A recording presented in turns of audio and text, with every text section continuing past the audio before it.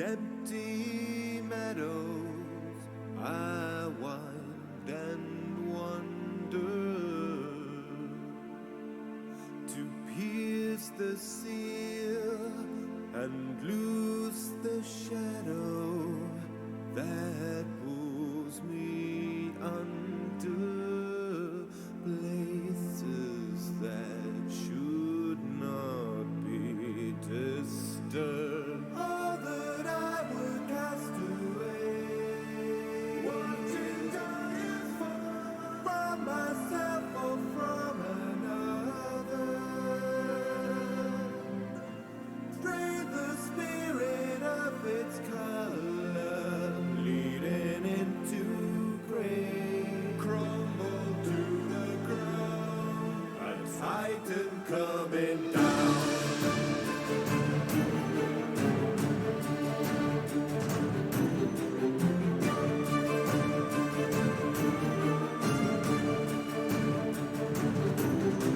Cycle begins to atone, I will bear the crown. Twins of the curse on the brow, pull the future down. Time setting here from the drain of eternity. Piercing the world to escape from a destiny. What have I become? All that I would cast away. Watching giants fall from myself or from another. Trade the spirit of its color, bleeding into gray, crumble to the ground, a titan coming down. All that I would cast away, watching giants fall in a choking fog I smother. Trade the spirit of its color, bleeding into gray, crumble to the ground, a titan coming down.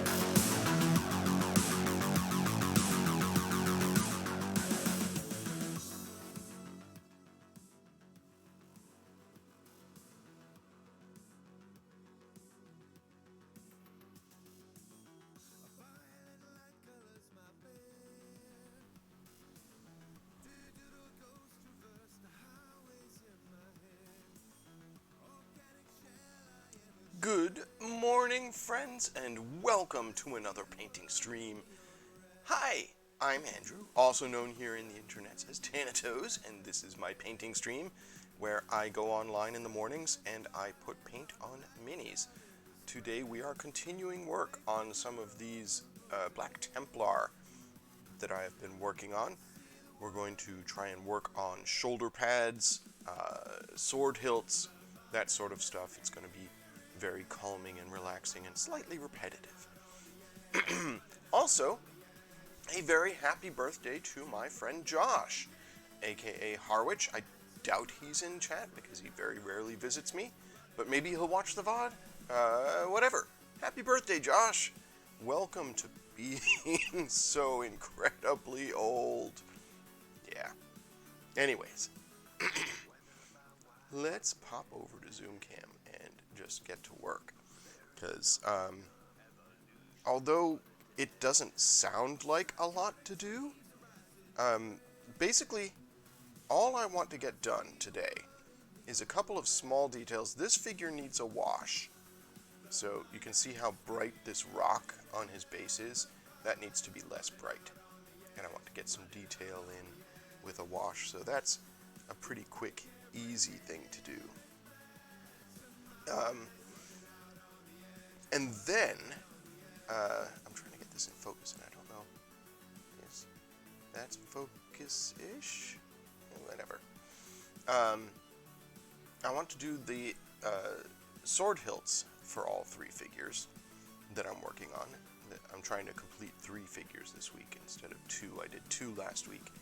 We'll try and finish 3 this week. And then I'm going to work on shoulder pads. So these shoulder pads, as you can see, they're white, but they're also a little bit messy. A lot of sort of vague lines on the edges.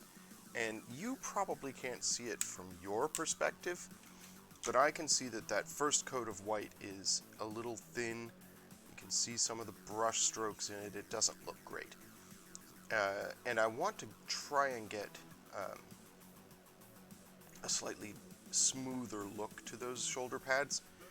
Ultimately, what they're going to look like is this. These are the shoulder pads for a completed mini, where I've painted in the little black Templar cross there, and the white is much brighter. It's still not perfect.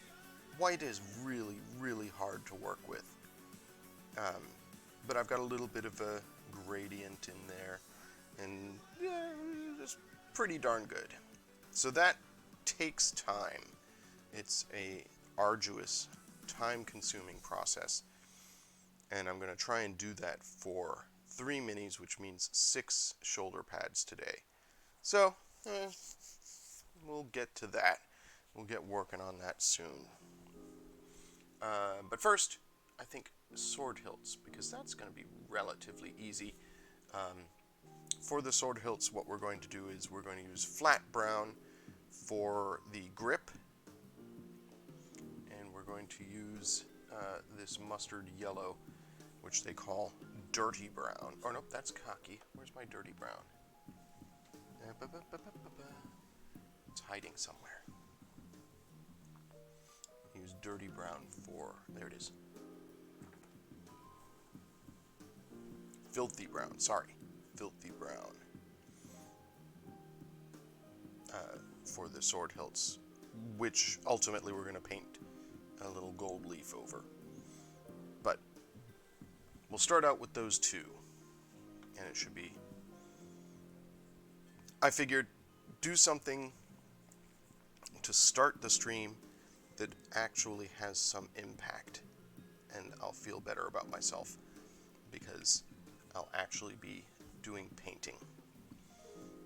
Whereas when I get to the shoulder pads, oh man, I'm just not looking forward to it. Working with white is so frustrating because it's just everything you do makes it worse.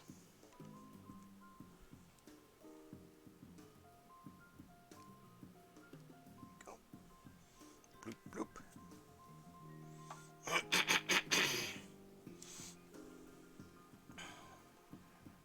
I've noticed myself being very phlegmy lately.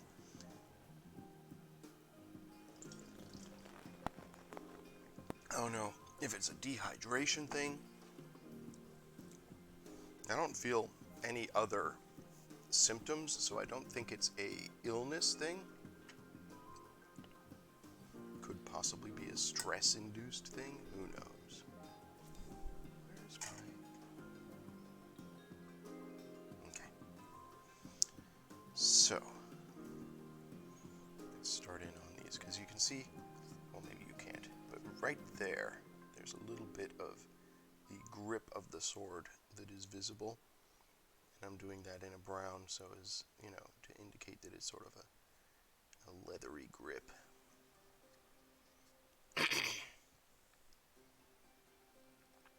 Trying not to paint his hand or fingers because those I want to keep black.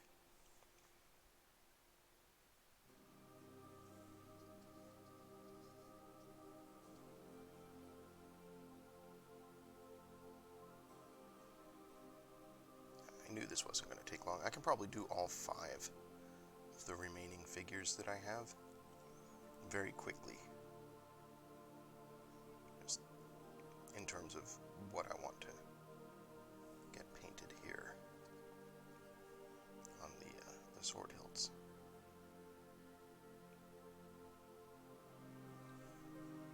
Yesterday, I spent a lot of time on silver detail on these 3, and it was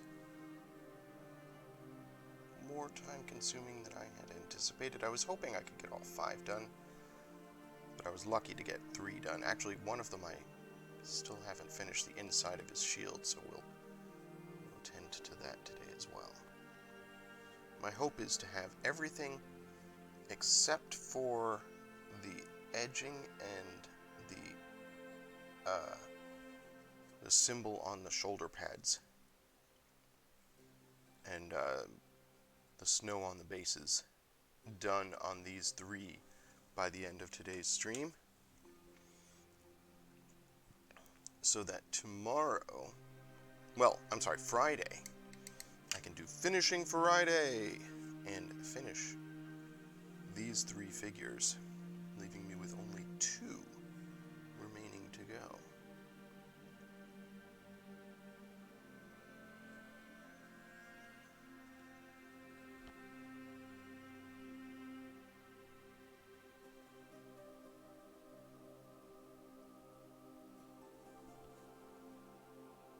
I like doing these simple details. Very relaxing. There's not a lot to concentrate on here. I'm going to want to do a wash on these handles as well, because that's very flat brown. It's not very exciting.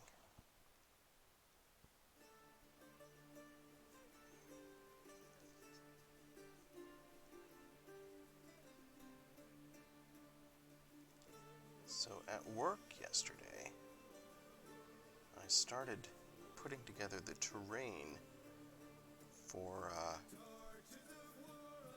the store demo of Marvel Crisis Protocol, which is 2 lampposts, 2 stoplights, 2 dumpsters, 2 cars, and a news kiosk. There's a Daily Bugle kiosk.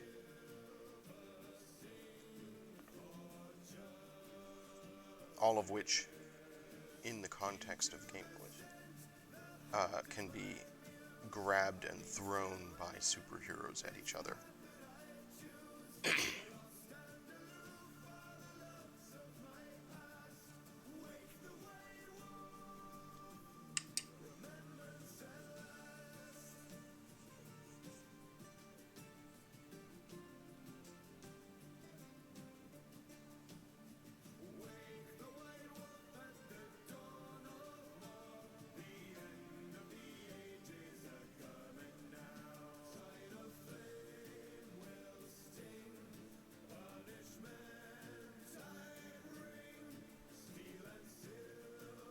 So I might paint those on stream.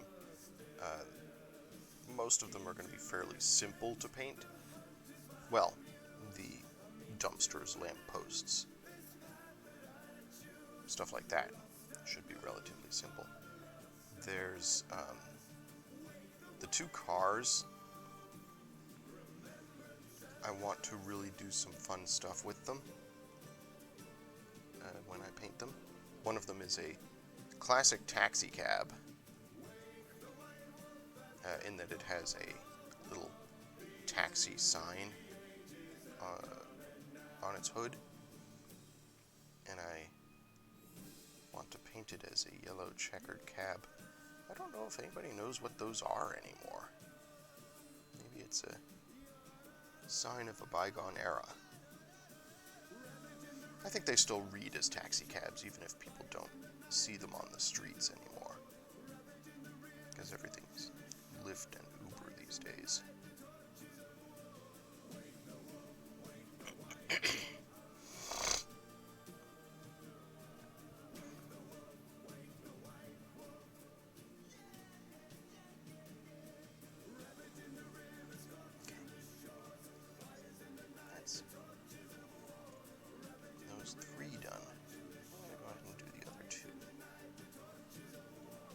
why not? As long as I'm doing this.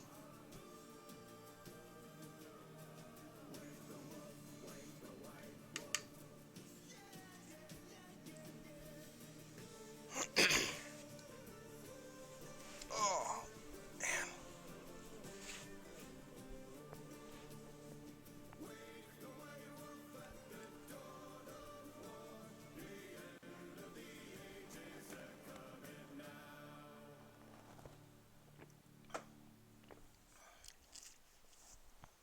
Okay.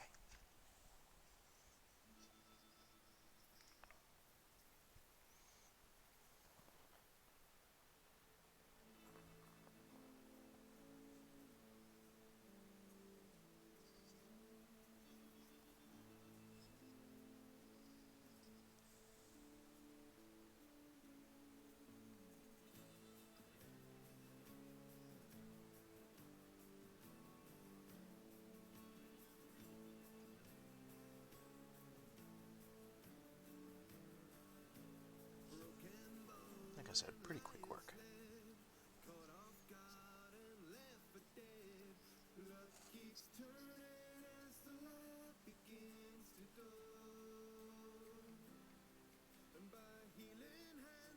There's a lot of the inside and underside of this figure that did not get primed.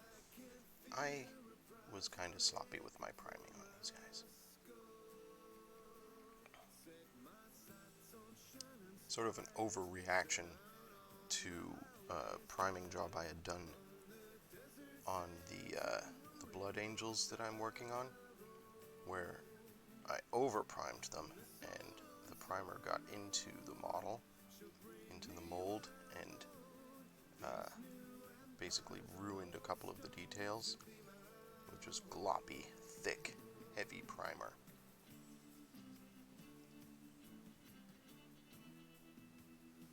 I was using Citadel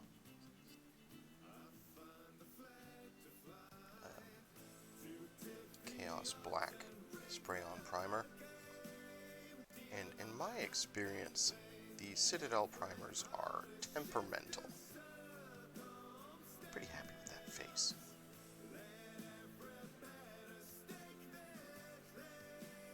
I feel like I've made some progress on faces over the course of this last year.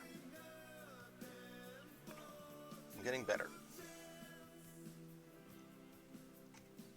And isn't that what this stream is all about? It's the slow, incremental improvements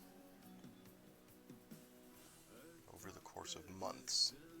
I'm slowly getting better at things.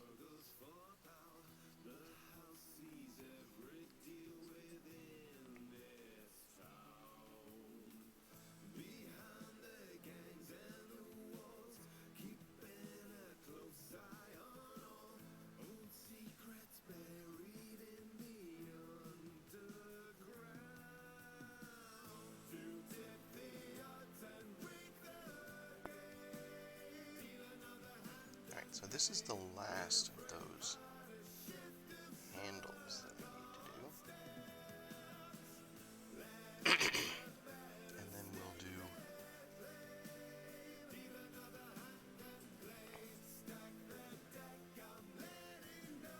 all the rest of the hafts, the pommel, and the cross guard.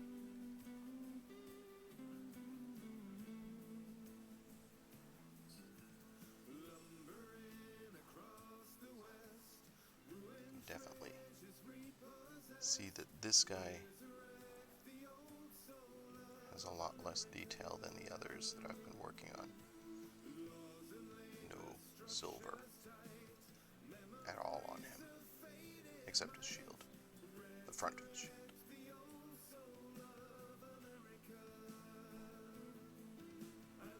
Anywho,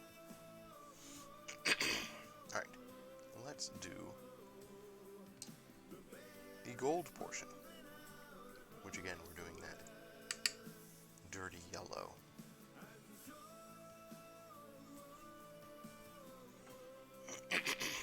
Man.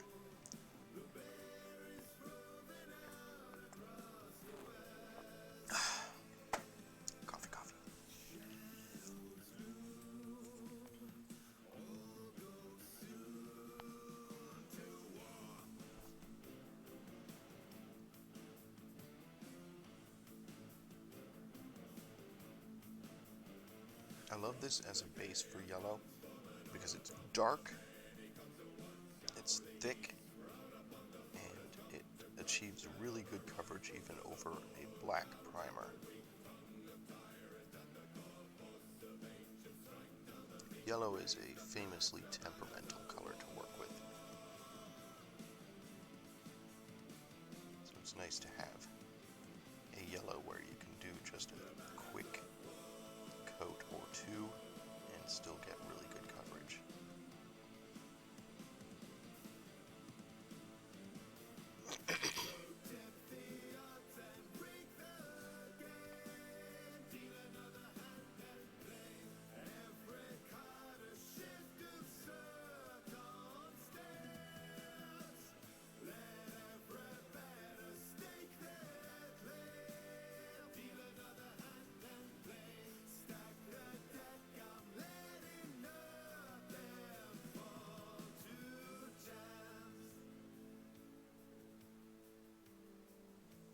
And then I can do just a touch of gold on the edges of this, and it ends up looking really good. Again, I'm not doing non-metallic metal on these figures, because that adds a not insignificant amount of time. It's a cool flex and all, you know, it's a fun technique to have available, and it certainly is a good way to micromanage the look of your piece. Like, when you use metallics on a mini, you're very much dependent on the lighting that they're viewed in to highlight the details. Whereas if you're doing non-metallic metals, you have complete control over where the highlights are, assuming that they're viewed in sufficient light. So I understand why non-metallic metal is a thing, but I don't think it's necessary for these squatties. And because I'm trying to do 7 figures in a relatively short amount of time, let's face it, I've spent a month on 7 figures. I'm not fast, not a fast painter at all. So, and I've not been super rigorous in my schedule this month, what with a couple holidays and my birthday. I've allowed myself to take more days off in this past month than usual on the stream. But even so, each of these minis probably took about 8 to 10 hours.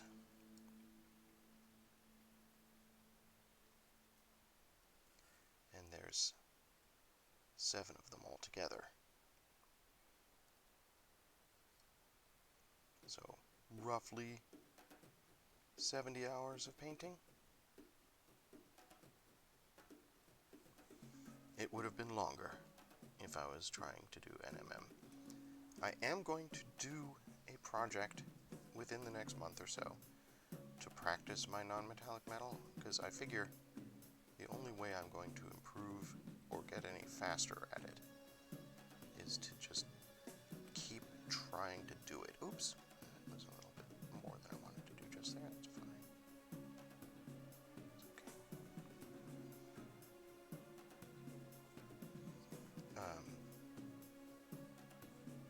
So yeah, practice.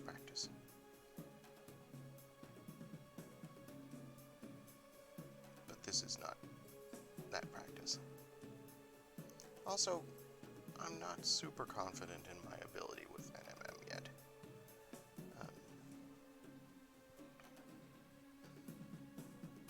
I'm slowly improving, but I've only really done it on 3 minis now. The first one didn't look great at all. And the second one still didn't look very good. And the third one was Bellacore, where There was so much going on in that model. I think it looks fine on Bellacore. I think I did a passable job.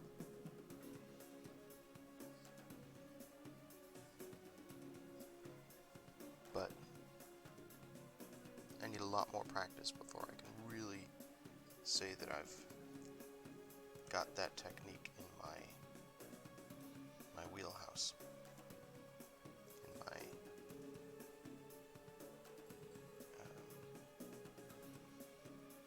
bag of tricks, so to speak,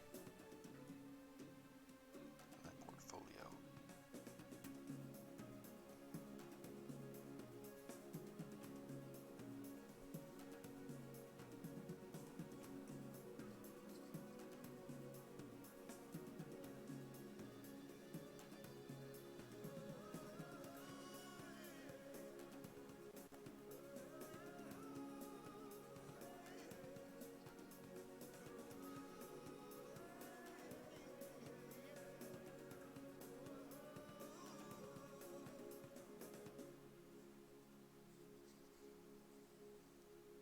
One of the things I want to try and do, maybe this month,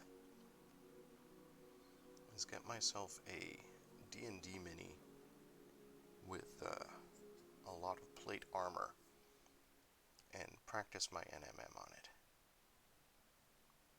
Really try to work on that technique. Because the more I practice, the better I'll get. Figuring out how light interacts with metal and how to make that interaction appear as an illusion with paint. Alright, there's that done. It's just a little splash of color on the model. I think it looks good.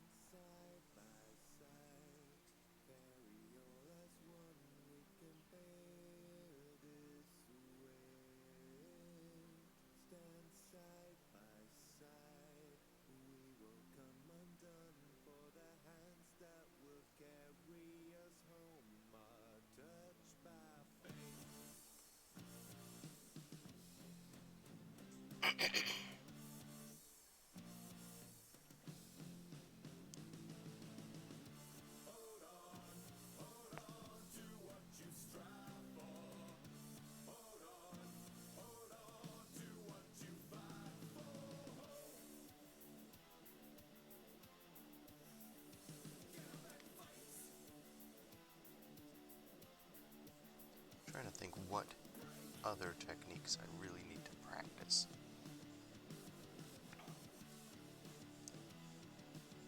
I feel like non-metallic metals are the toughest nut to crack, and the thing I want to really put some concentration into.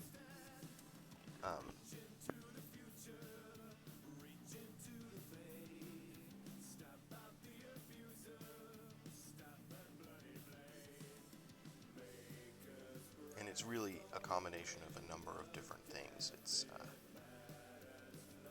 using blending to do highlighting.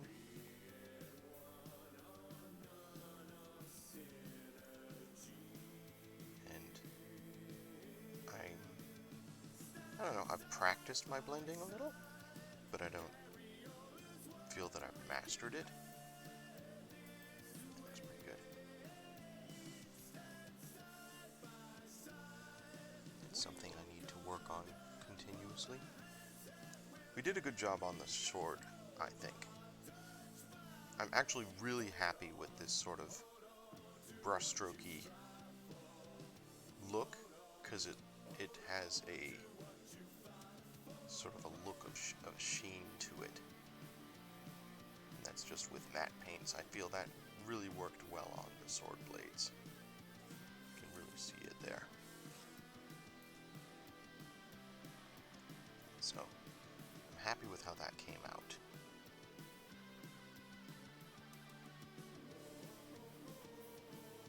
Just, you know, practice every day. Continue to work on it. And those things that I'm less confident with, slowly get better at.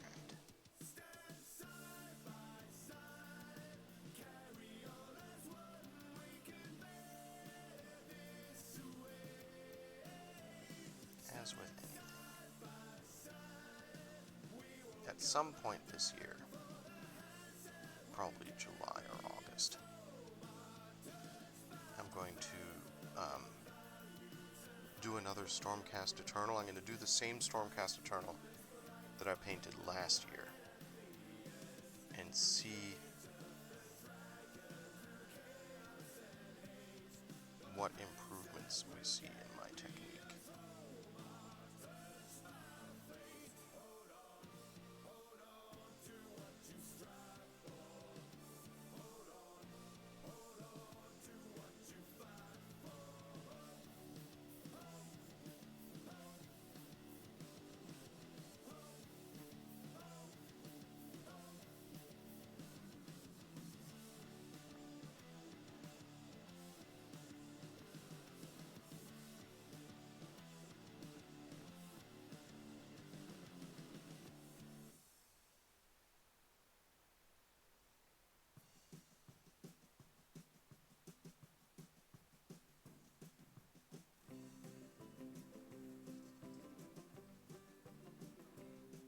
Step out into the sunlight, emerging from the past, to breathe the breezy morning air at last.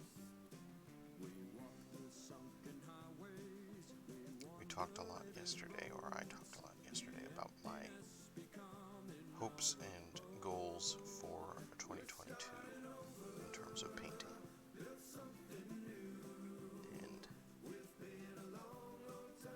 I really want to do some things that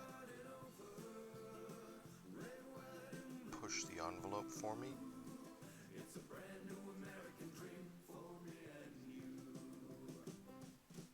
I'm not going to be resting on my laurels, primarily because I don't have any laurels, and, you know, if you rest on them, they'd get all crushed, right?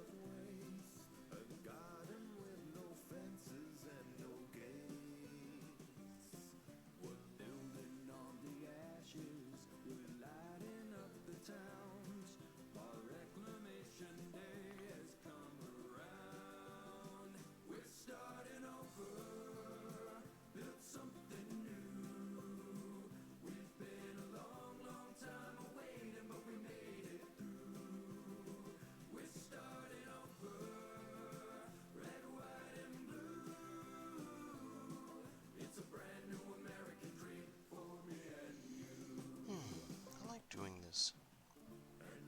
It's not like super fine detail work, but neither is it just slapping paint on. I'm trying to highlight the sculpt a little bit. Like, again, painting skulls. Always fun. There are skulls on the hilts of these swords. And I'm trying not to get paint into, like, the nasal cavity and eye holes.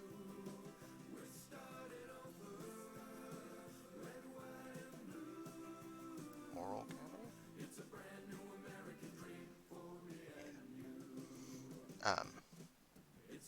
Which means I'm trying to be a little bit precise, but it's not as painstaking as it could be.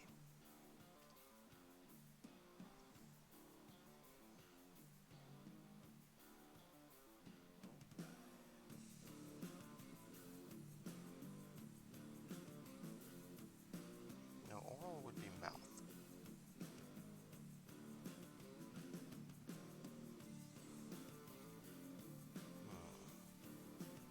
spectacular. There we go. See, my brain still works. It's just slower.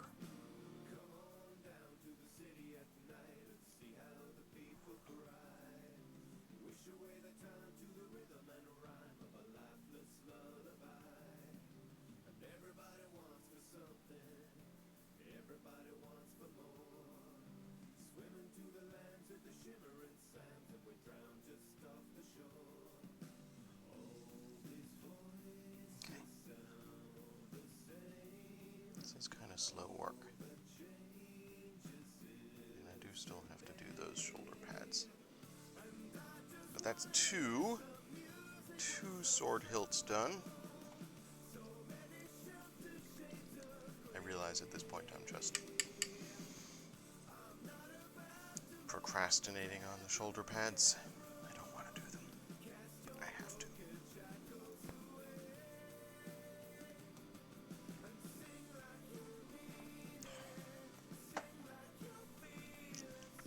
They will get done. They will get done today so that I can do finishing Friday.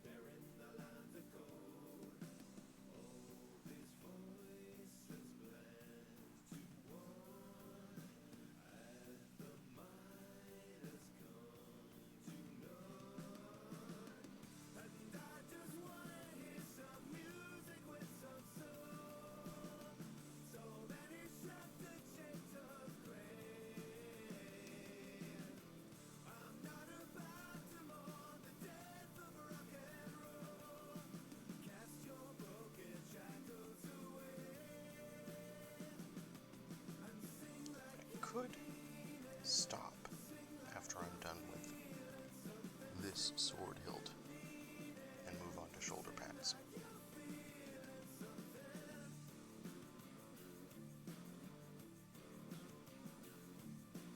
Because I'm only going to be finishing 2 or 3 of these on Friday. If you watched last Friday, you'll be familiar with the fact that doing all the the edges on these characters is very time consuming.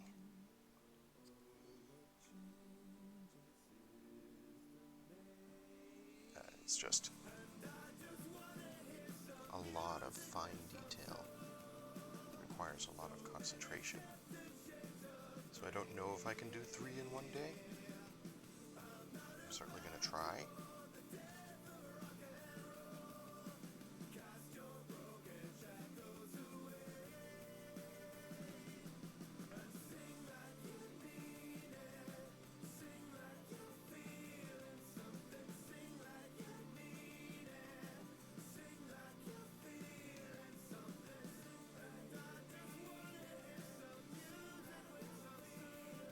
We'll see.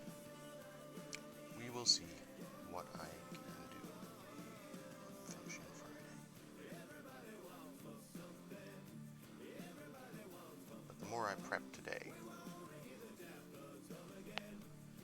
the easier Friday will be.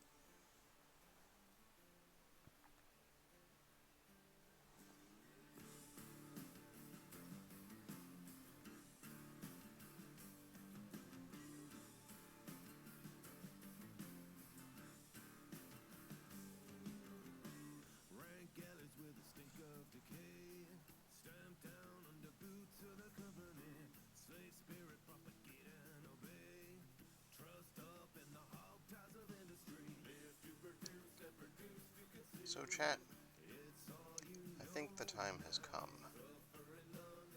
for me to expand my playlist for this stream. I love my Miracle of Sound playlist, but it's about 3 hours long. And I stream 6 to 8 hours a week. And I don't want it to get boring for my viewers. So I think I'm going to have to expand it. The reason I've put it off so long is that it's not just a matter of finding some tunes I can play that will not get me copyright strikes. It's giving proper credit for those tunes. Obviously, I've got the widget there that shows you what I'm listening to, so you can tell what I'm listening to. But I also want to have links in my video descriptions and in my Twitch profile to the music, so that if you enjoy it, you can grab it, like I have right now for Miracle of Sound. If you enjoy what I'm listening to, you can go to his Bandcamp and purchase these songs for yourself. And I really hope you will, because it's amazing music and it will enhance your day.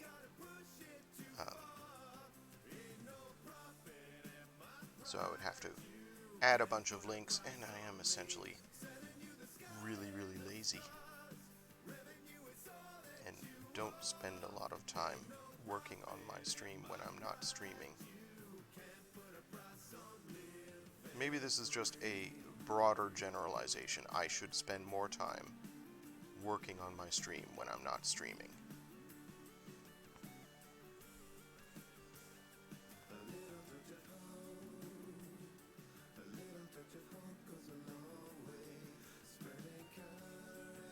Does Miracle of Sound have other tunes? Sure. I don't use a lot of his earlier stuff because I want my stream to be family friendly, and he went through an edgier, not safe for work phase early on, and slowly evolved into a more about the music than the edgelord form of sort of nerd metal.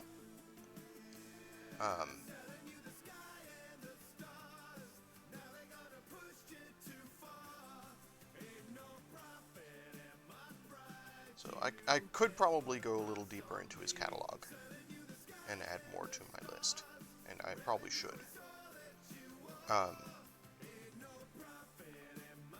But I'd like to add stuff like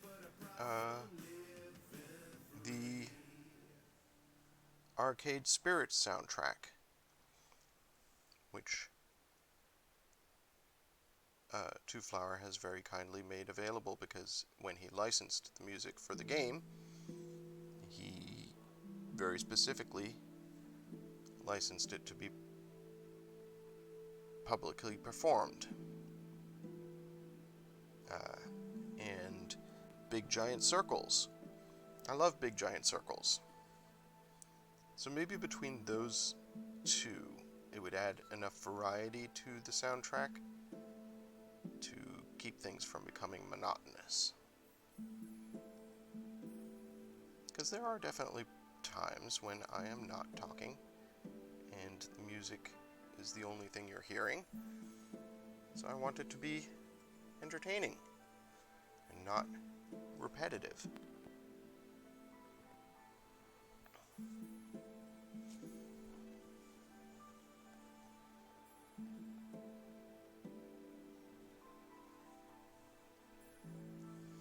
Lobster, I'm glad you're in chat. Do you have time to chat, or are you busy with other stuff?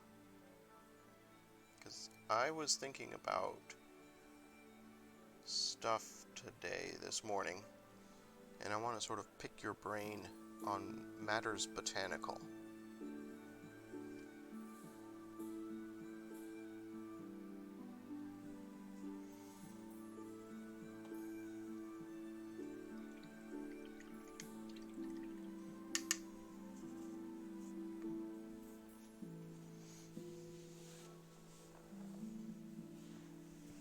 So, chat, for anybody watching who is not familiar with this fact, Lobster of Revenge has a doctorate in botany. He is a botanist. Perhaps not a practicing botanist, in that I don't think that his current job entails a lot of that. But it is where he had his formal education these many years ago. And he used to work in botany and related fields. And a post crossed my dash the other day that initially was kind of funny, but the more I thought about it, the more I felt it somewhat simplified some things. So the post was one of those, my mind was blown. And it was, somebody asked me, would you eat a cloned food? And my mind was blown when it was pointed out to me that if you've eaten a seedless orange, you have eaten a cloned food. And haha, lol, cloned foods have been around. And okay, yeah, that's funny. But factually, slightly misleading, I think. And this is why I wanted Lobster's input on this. A seedless orange obviously comes from a plant that cannot propagate by natural means because it has no seeds. However, it is not so much cloned, to my understanding, as it is grafted. A seedless variety is grafted onto a regularly planted orange tree, and then you harvest from the branches that are grafted on. So it's more accurate to say, I believe, that it is a parasitic entity than a cloned entity.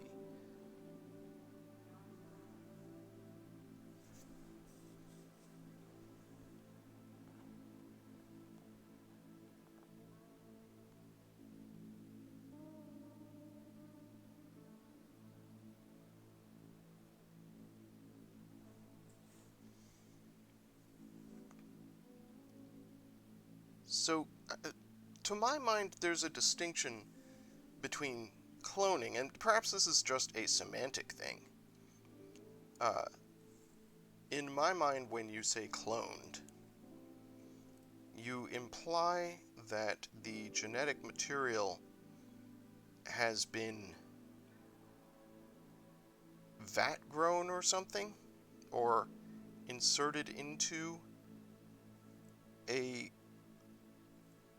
viable entity of a different sort. But maybe grafting counts?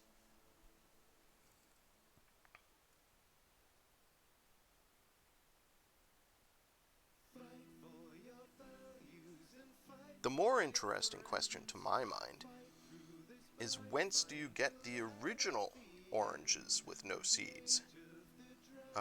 My guess is that there was a period of selective breeding, perhaps a few hundred years ago, which in itself is a technological achievement, because doing selective breeding of a flowering plant has to involve isolating it. So I'd imagine you'd have to have a contained environment, a greenhouse with apiary that you could use for your selective breeding, and you'd have only the plants that you're attempting to breed with each other. And then when the desired result expresses itself, i.e. you get your seedless orange, then you take branches from that tree, and basically they're vampires, right? They live forever because they have minions that continually prune those branches and graft them onto other trees.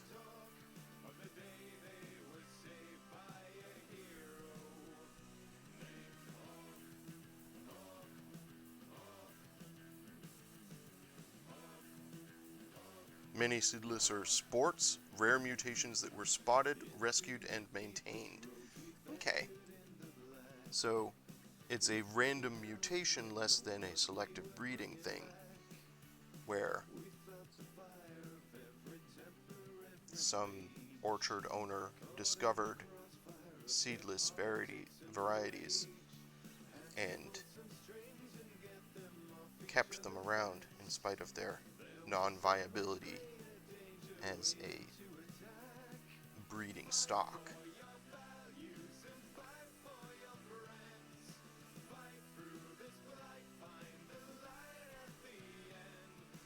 I guess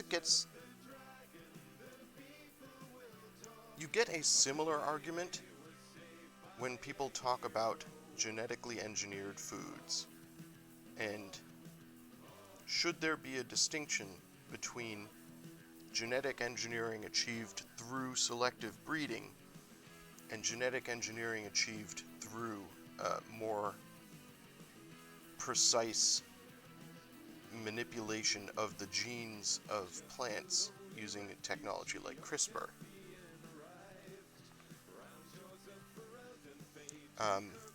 And I'll admit, I don't actually know how CRISPR mechanically works, but in the early 90s, when I was working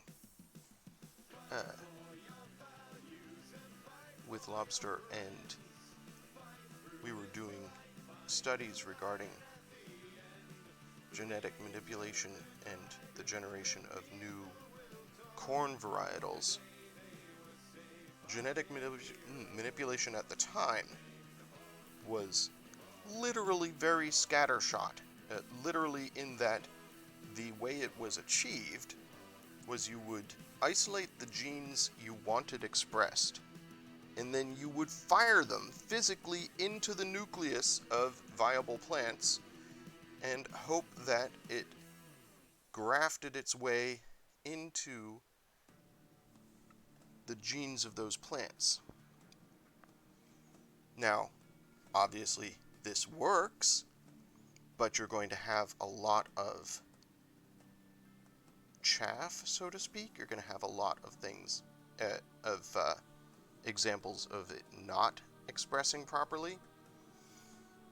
And if you're just firing genetic material into a nucleus, it could go anywhere into the genetic strand. And, of course, that's going to result in unpredictable results. Right? I'm fairly certain that's how that works.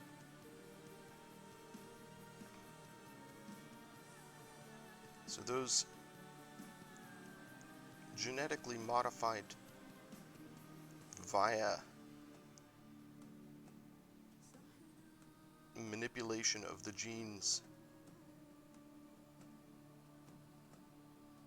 in the nucleus are very different from genetically modified vegetables or corn or whatever that is modified by selective breeding and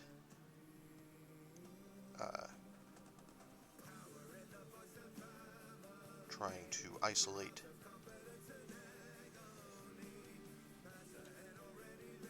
the varietals that have the desired results. I hope you understand what I'm trying to say.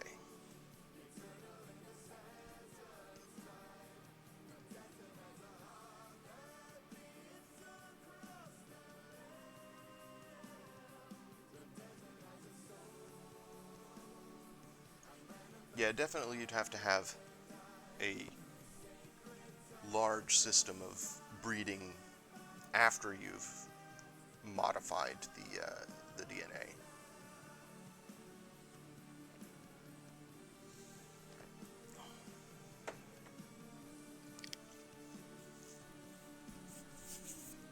There's a lot of manipulation of very complex systems that goes on. And on the one hand, it's easy to get alarmist. Like, oh, we don't know what's going to happen if you modified these genes in these ways. But on the other hand, I don't think a lot of people appreciate just how complex DNA actually is, and how many mechanisms are built in to correct for potentially hazardous results. It's not just simple evolution in that undesirable things will fail to propagate, and therefore those genes will disappear from the gene pool. There are physical mechanisms that have evolved into things that identify potentially harmful genetic modifications and correct for them. It's not that your genes think, it's that over the millennia, genes that have the ability to correct for errors and have a template, so to speak, for impermissible results, those genes are more viable and will result in more propagation. So evolution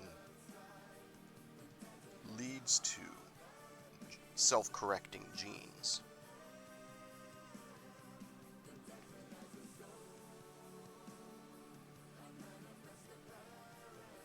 But on the other hand, the unbelievable complexity of the genetic code, which we've begun to understand, like, there are pretty good maps of what most, or what a lot of the code in a gene actually does. Especially in the last few decades. In the 80s, not so much. But science does not stand still, and a lot of progress has been made in genetic mapping. I don't think anybody would say that we know what every piece of the DNA code actually does. But there's been a lot of progress in that area. But even so, I think there's a great deal that is unknown and not understood.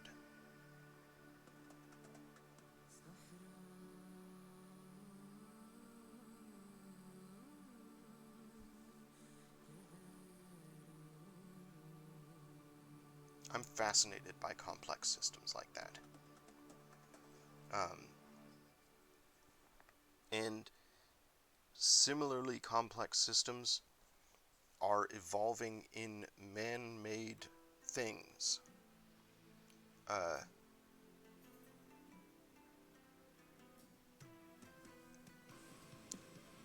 Microchips in the 70s and 80s were designed by people. And there was some project lead and a paper that told you what every part of the chip did. And as more and more transistors were able to be crammed into a microchip, they have not evolved, but become so complex that I think no individual can know everything about what everything in the microchip does. So they're designed by committee now. And furthermore, there are they have to allow for a certain degree of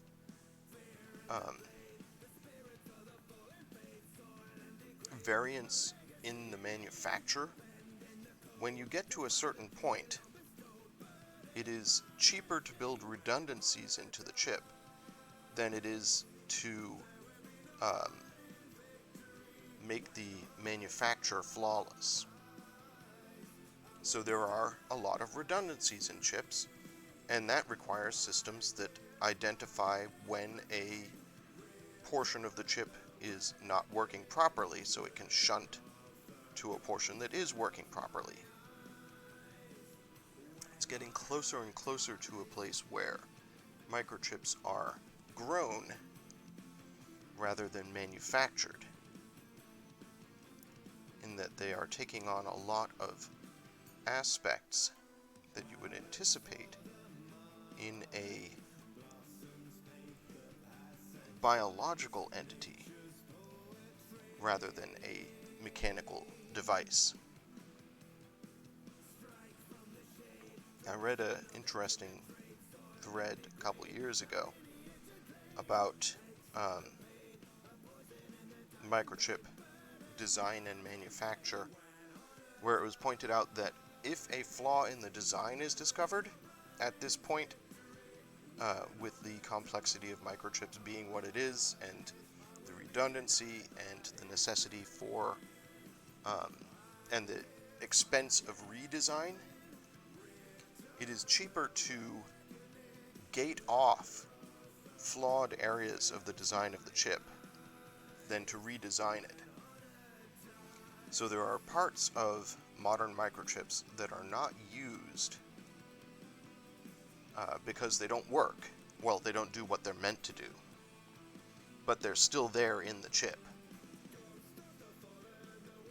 And maybe in a future iteration they'll be engineered out, but they are potential areas for nefarious actors to use to get microchips to do things they oughtn't to do. If you can get around the gating that makes these flawed areas of the chips inactive, you can make the chips become flawed. It's fascinating stuff.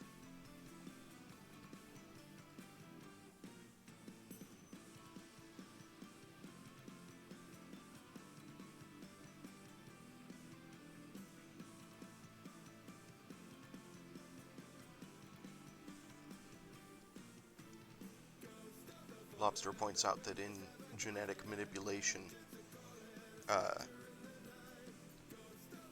in the days before we had access to DNA surgery, CRISPR, or a scattershot fire the DNA into the nucleus method, you could just cause mutations with ultraviolet light or whatever would cause damage to the nucleus, and hope that something interesting that you were trying to achieve came into being, and then breed from that.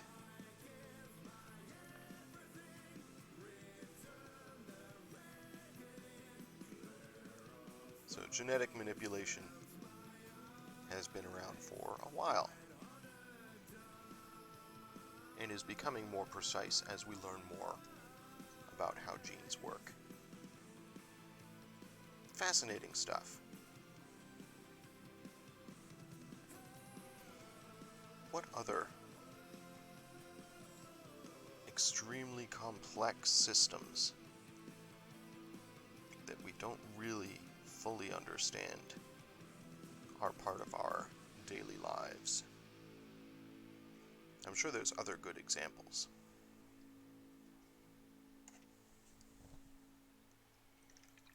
I guess software development is very much the same as hardware development. Nobody fully understands any operating system anymore. There's just too much. Everything is code upon code upon code, and some of it nobody understands anymore. There was that huge brouhaha like just a month or two ago when vulnerabilities were discovered in some base code that was used in JavaScript, used in everything in the entire world, and people had to race to try and eliminate the vulnerability from something that had propagated everywhere. And a lot of things like toasters, refrigerators, anything that has JavaScript in it remain vulnerable because why would you patch that? So, yeah, Internet of Crap, man.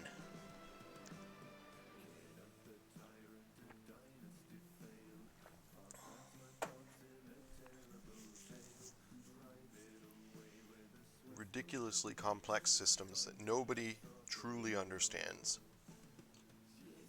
No one individual truly understands.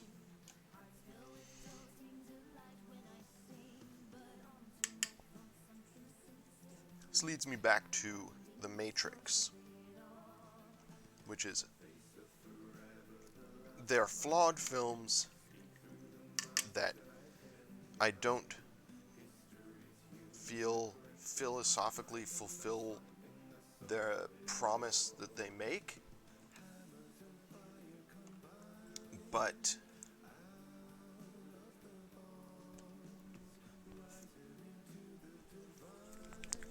they raise many questions that I enjoy contemplating.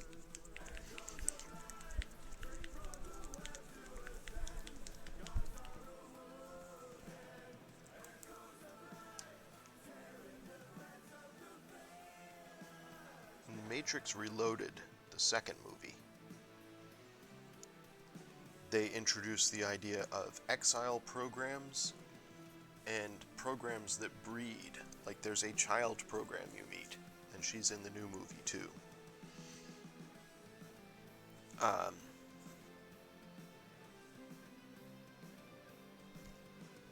And the implications of that are fascinating to me. I'm going to switch gears here for a moment. I'm done with the handles of all the swords, so I'm going to do the inside of this shield, which I never got to yesterday. It's the last of these three that needs the inside of the shield done.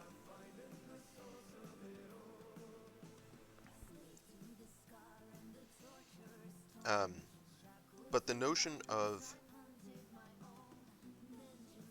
programs propagating in a biological manner is not very far-fetched.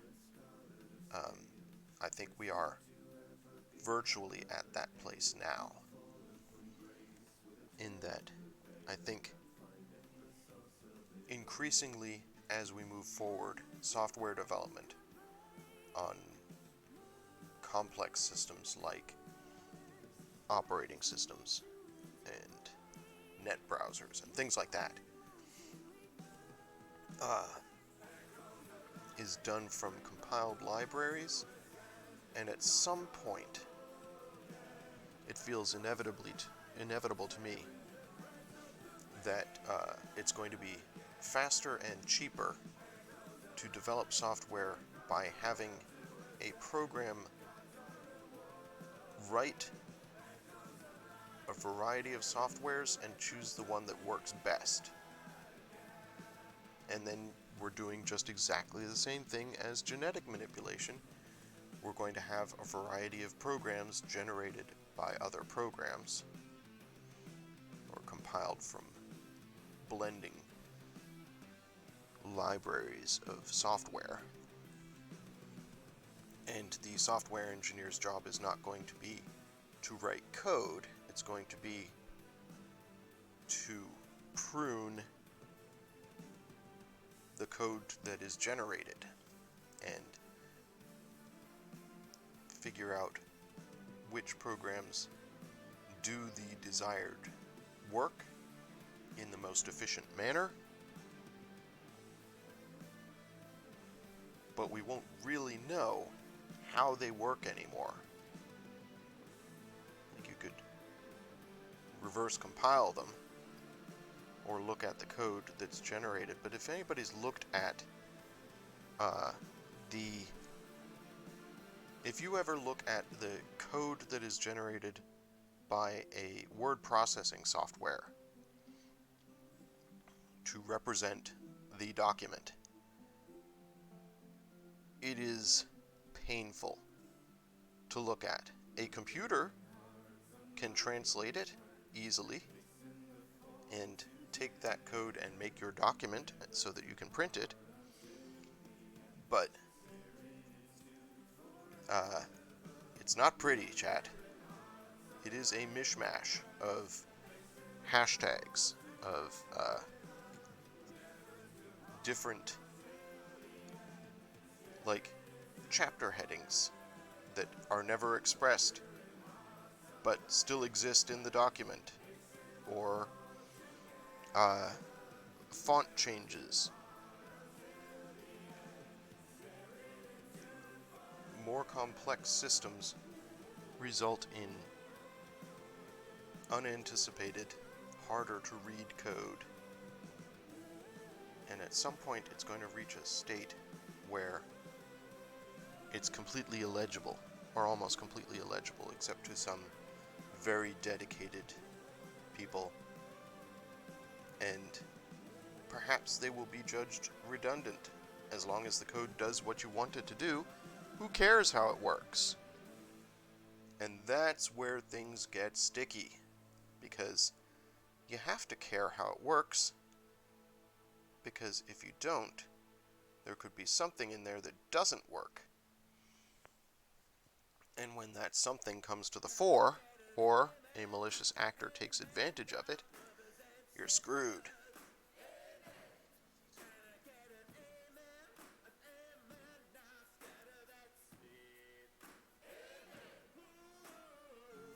Like I said, I'm fascinated by complex systems that we don't understand anymore.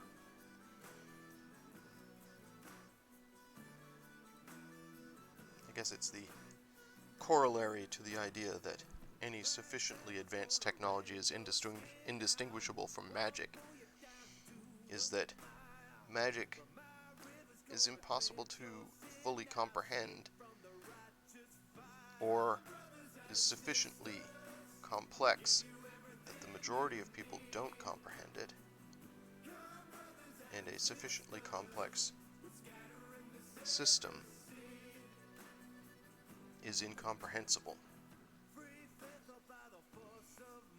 Within my lifetime, computers have gone from a really cool technological device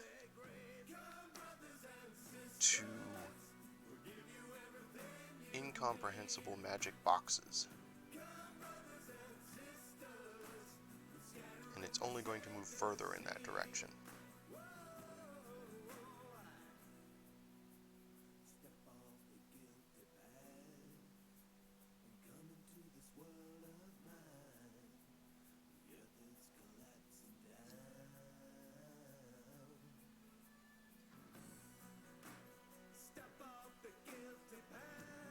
I guess the solution is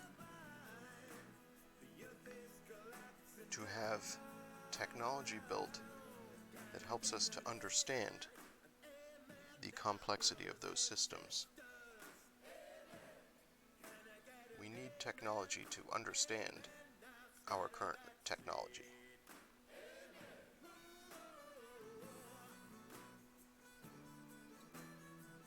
We need code that decodes code.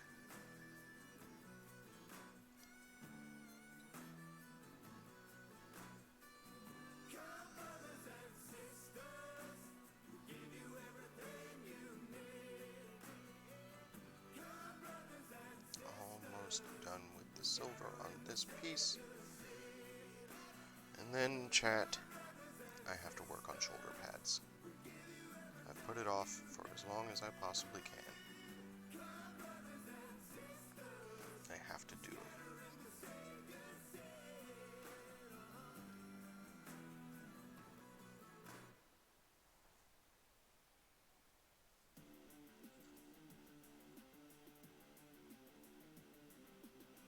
Maybe the practice that I've had on the other shoulder pads will help.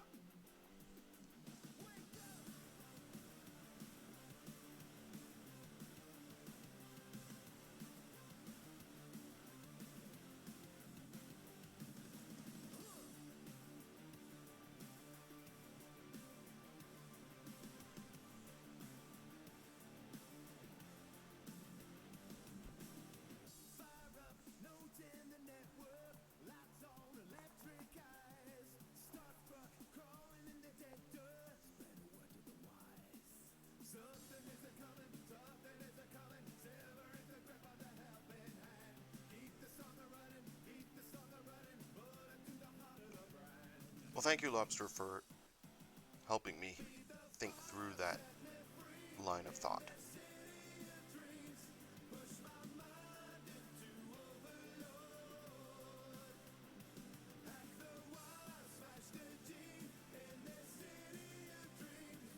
It's the kind of thing that runs through my head, but I don't always have a way to express it. Pretty much all the time. That's the kind of thing that's going on behind my brain.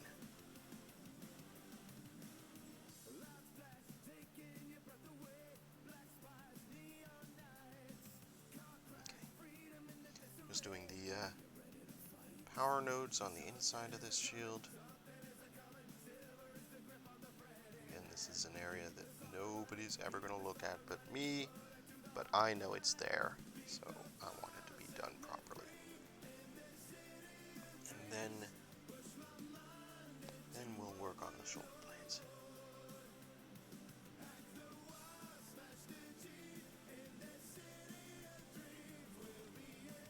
We've got half an hour. I am not going to finish 6 shoulder blades in half an hour. I know this from prior shoulder blades that I've worked on, just how time consuming this is, but we'll see what we can do. Alright, the time has come, chat.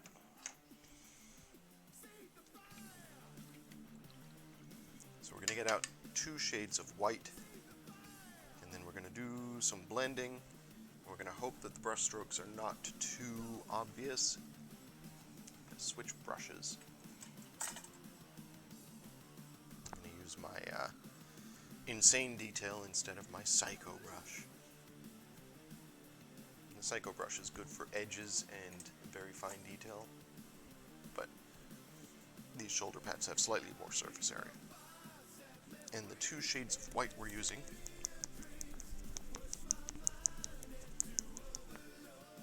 are this ivory that I got, and I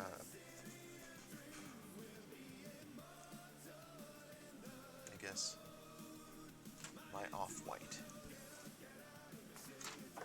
because I bought a new bottle of that. Off-white.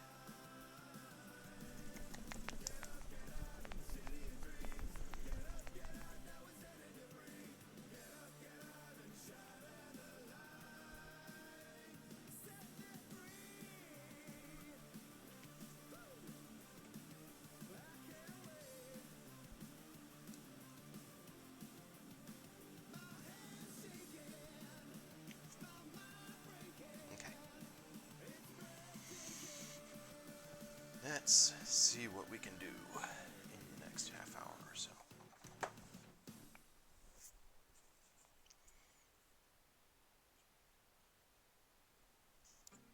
The theory of what I want is that I want sort of a blend from ivory at the lower end of the shoulder pad up to the off-white at the top.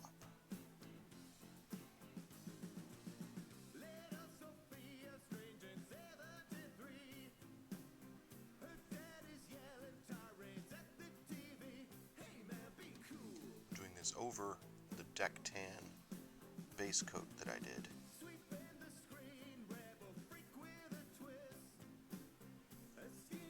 Already seeing what I knew I would see, which is brush strokes in the paint, which is what I don't really want.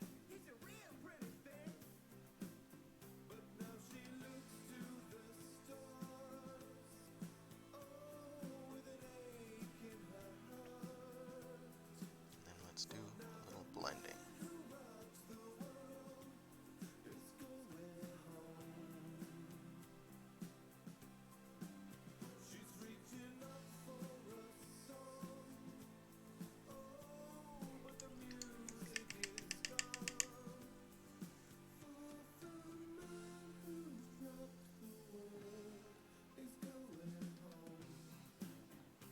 Very similar shades, but not completely identical.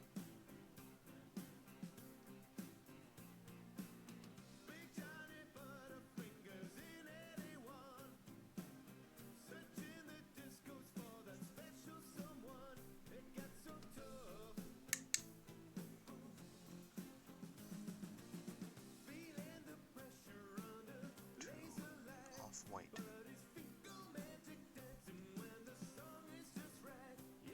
The front and top.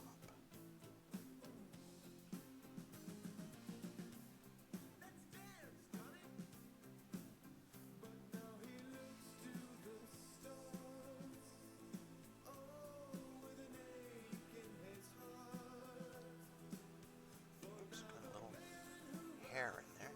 Got a little bit of dust. Push that off there. It's amazing how, like, the smallest flaw in a white paint is immediately visible. Like a tiny speck or hair or brush stroke is obvious in white. Makes you realize just how forgiving other paints are.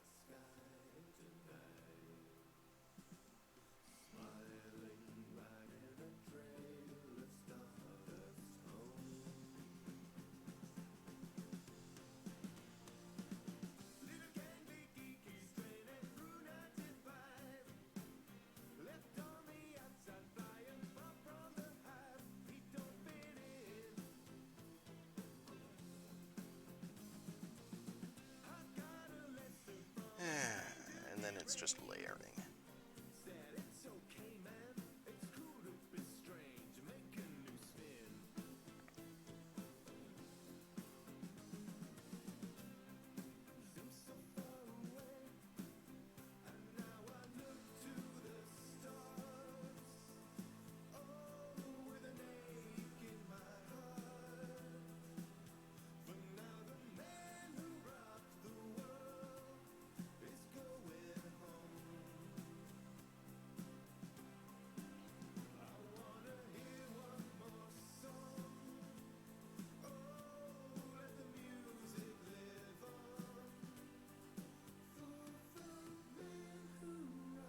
Just trying to obscure the brush strokes.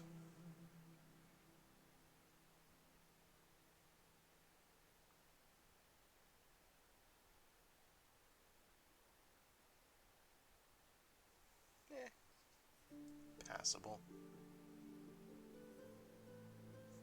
Don't think I'll ever be fully satisfied with these.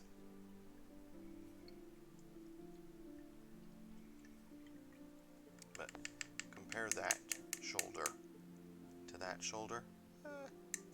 This one's more brilliant. I don't know if the shading really comes across.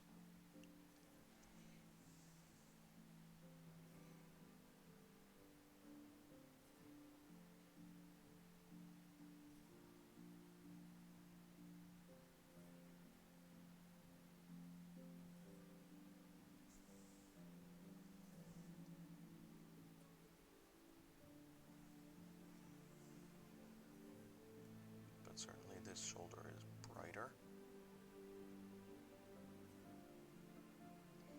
And when I put the emblem on it, perhaps some of the brush strokiness of it will be less apparent.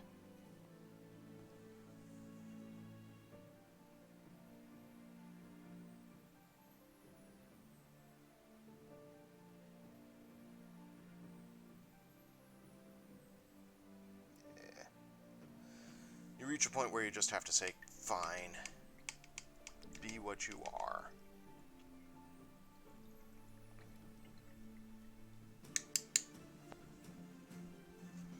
Let that dry a little bit before I try to apply more to it. And let's work on the other side.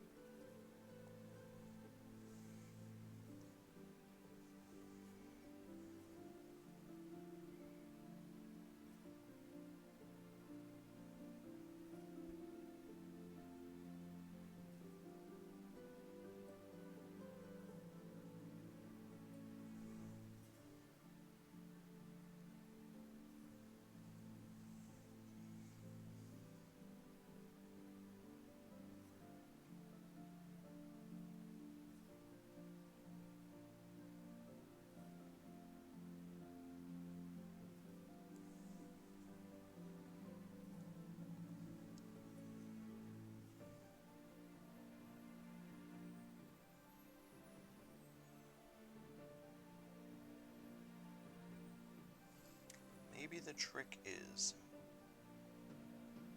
to leave more time between the coats.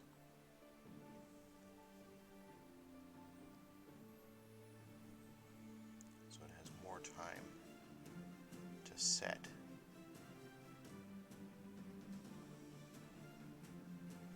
I'm still learning, Chad. Still trying to figure things out.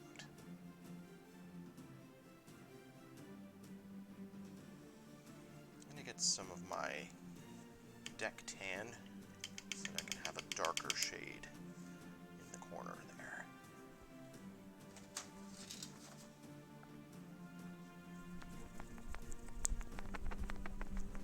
And we're doing a little bit of wet blending here. It's so much darker. It looks almost gray.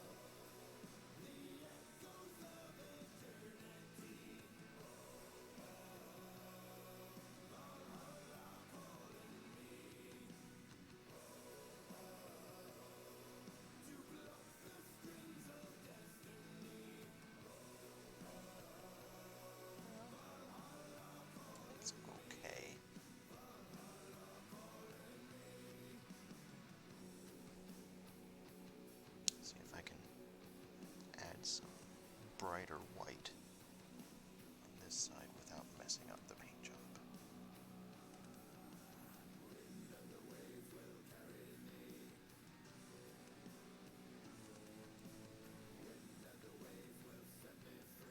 Yeah, I think that worked pretty well.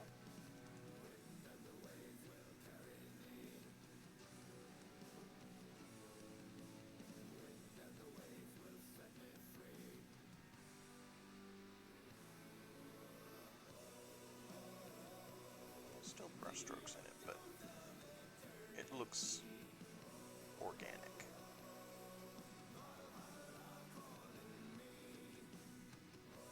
Cool. Okay. Let's do more like that.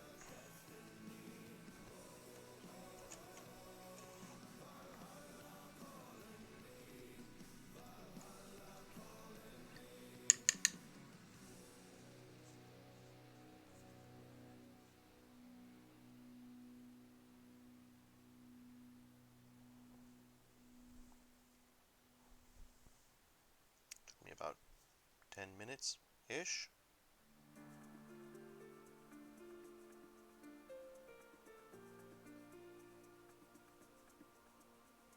Maybe I'm getting better at this.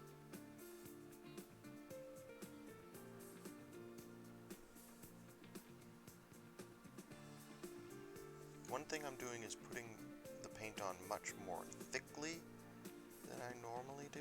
I usually try to get not that much paint on my brush, but I'm putting quite a lot of paint on the model right now because I'm trying to eliminate brush strokes, and thick paint has fewer brush strokes in it.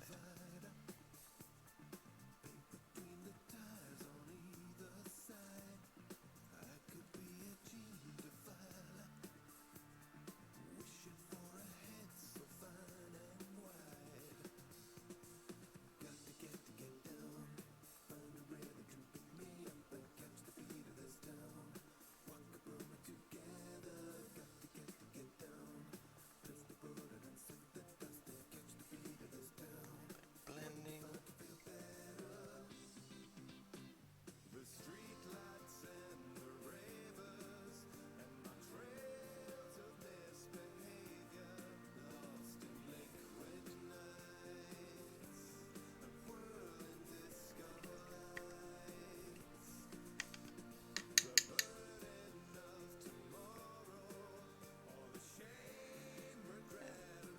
Yeah, it's passable.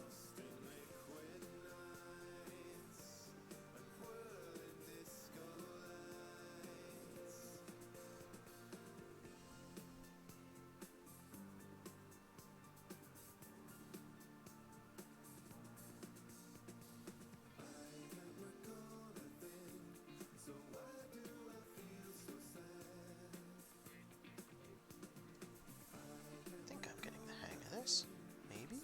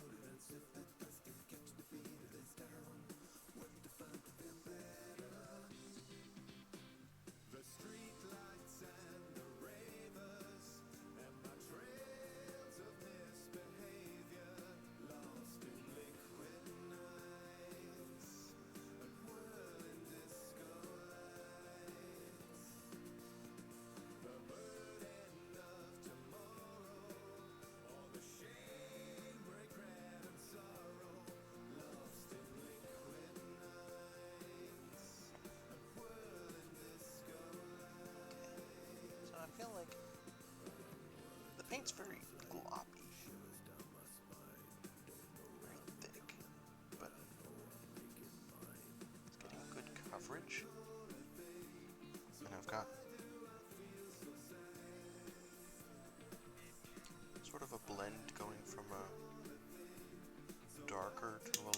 there.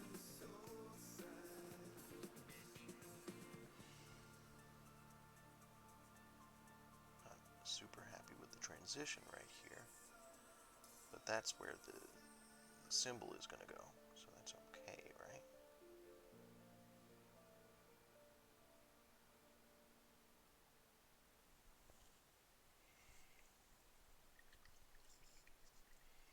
And then we add in an off-white highlight, which is a little brighter.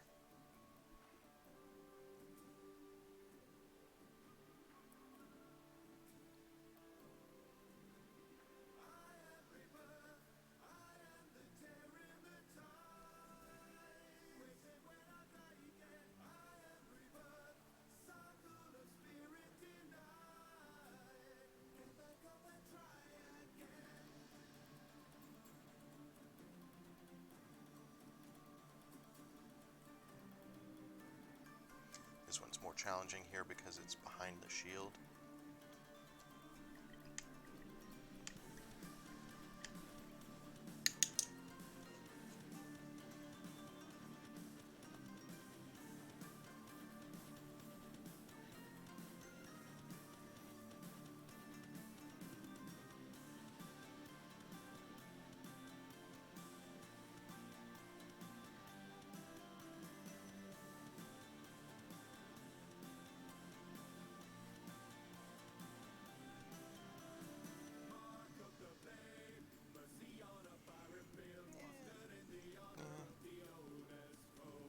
I'm probably never going to be satisfied with this, but it's kind of what I envisioned.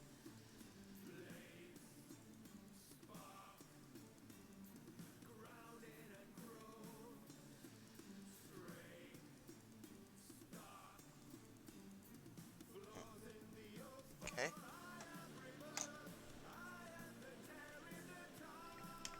One more. Well, two more shoulder blades, one more figure.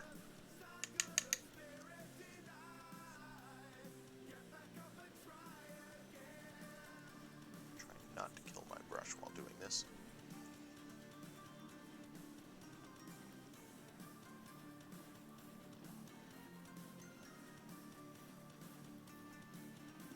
One disadvantage to getting way more paint on the brush is that it shortens the lifespan of the brush to get that much paint in there.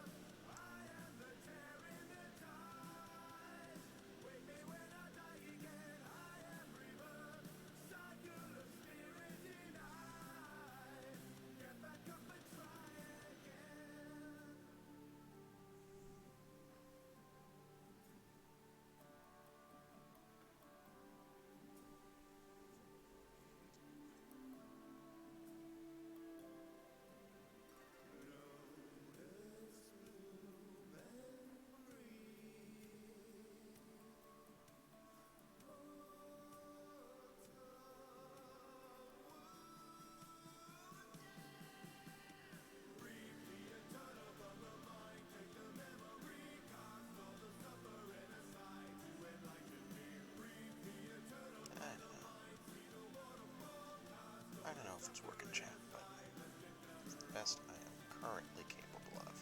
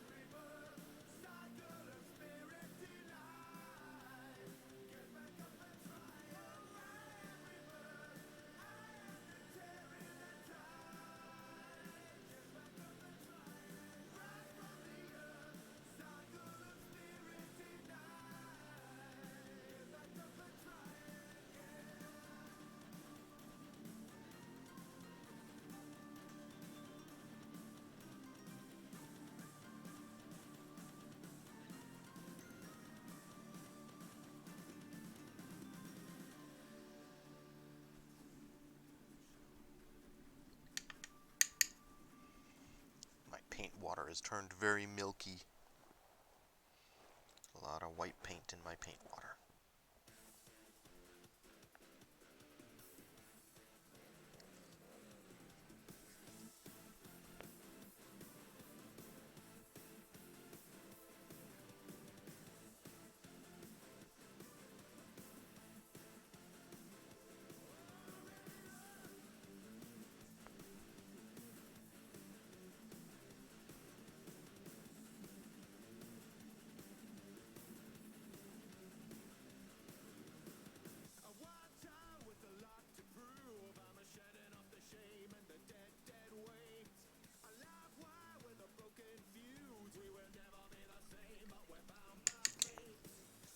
It's the blend here that I'm having the biggest trouble with right now. Trying to do a wet blend and a gradual changeover rather than a very harsh line.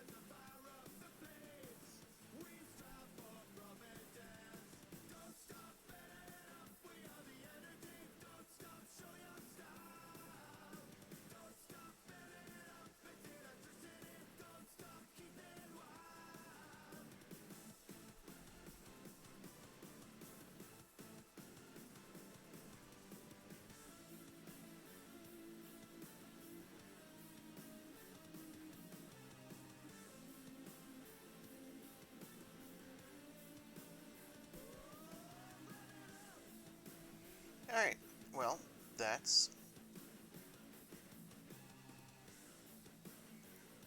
all the shoulder pads kinda done.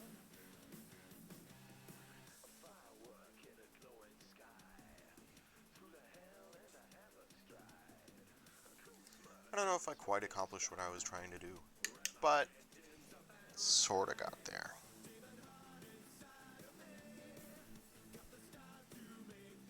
Kinda, sorta, almost.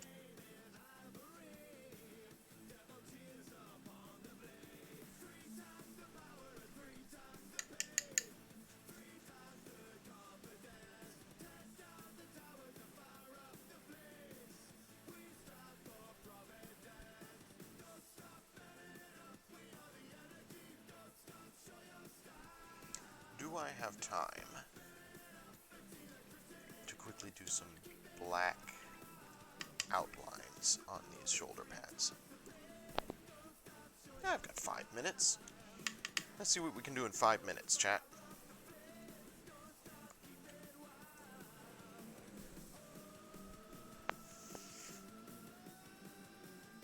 Yeah! What I can do is I can drop my brush and make a mess. Actually, I think what I'm going to do instead is I'm going to try and do a final wash on one of these figures and get... Oh, for crying out loud.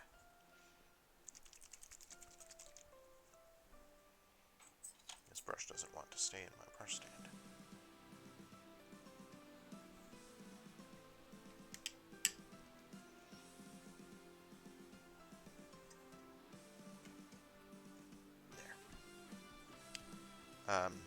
We're going to do a quick Agrax Earthshade.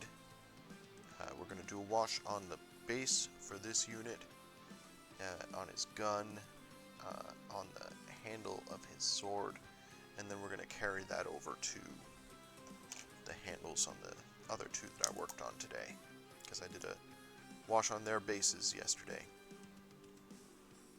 So, yeah, we made progress today, chat. We definitely made progress. We got all those sword hilts done. We got the shoulders started at least. Like they're not perfect, but they're looking better. They're looking more like what I had envisioned. So that's good.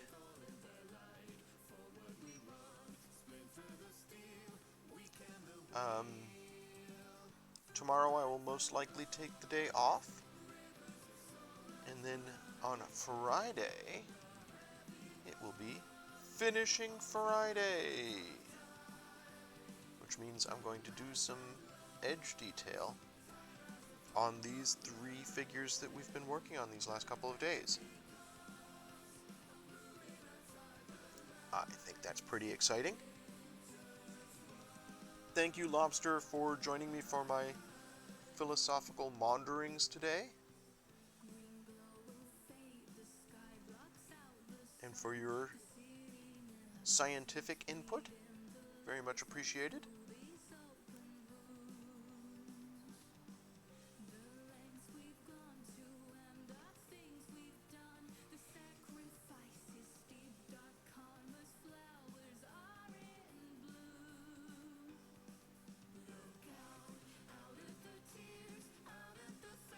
I look forward to seeing you on Friday, and possibly tonight.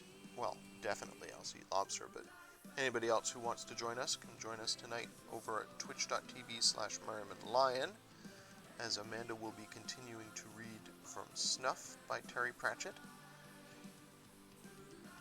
Very much waiting for the grist of the book to come up. It's been Sam Vimes's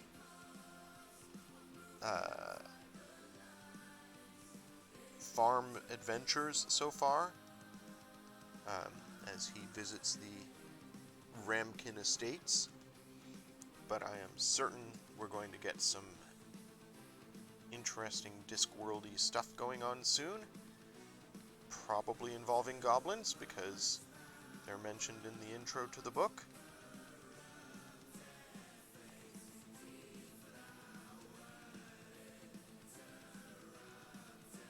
And if you want some chill video game hangouts, perhaps visit twitch.tv/InsidiousPie in about an hour at 1 p.m. Eastern, where she will be playing some form of video game-age. Don't know what, but it's always entertaining.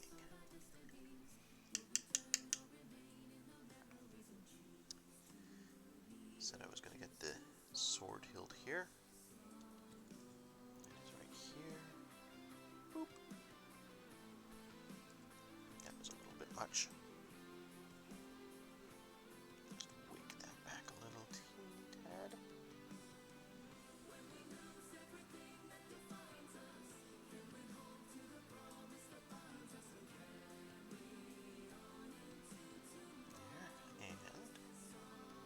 Base, and that's where we just go hog on this.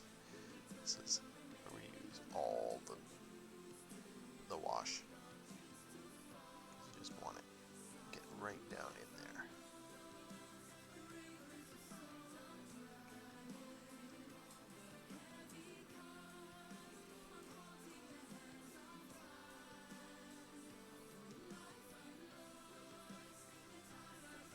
We're getting close, chat. Close to done on these 3 figures. And then we'll have 2 more to go, which will most likely finish next week. Almost definitely finish next week. And then I'll start another project, or I'll finish another project. We'll probably go back to the Blood Angels that I've been working on next week, because that was a fun test of my skill and an entertaining project to work on.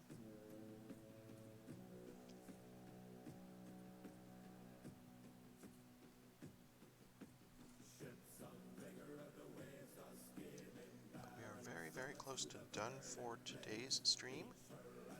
Just a couple more little dabs of wash on here. We'll get the sword hilts on the other 2 units. And then I think we are going to say, have a very pleasant day. Enjoy your Wednesday. There we go. Cool. That's done. Just have a couple of sword hilts to do.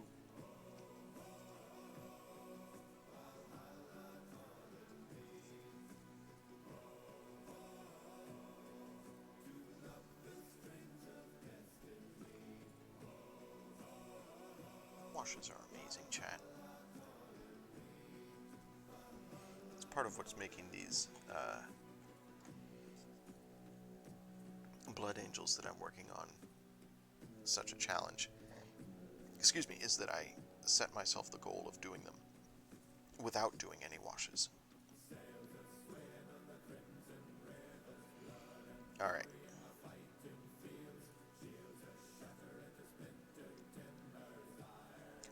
So that is that for today. Thank you so much, as always, for joining me. It is having you here that makes these streams enjoyable to me and makes it all possible. I look forward to seeing everybody on Friday for Finishing Friday. And these folks are looking pretty good. Pretty good. In the meantime, everybody. Oh, what became of the snow? So these 2 units are going to get snow as part of the finishing... Oh, you can't see them. These 2 here have no snow on the bases. That's going to be part of Finishing Friday. As long as the wash is on there, they get snow. Anyhow, I'm going to go get myself some lunch, and then I have to go to work. I will see you on Friday for Finishing Friday. In the meantime, be excellent to each other, friends, and enjoy whatever art it is you choose to do. I will see you again soon. Bye, everyone.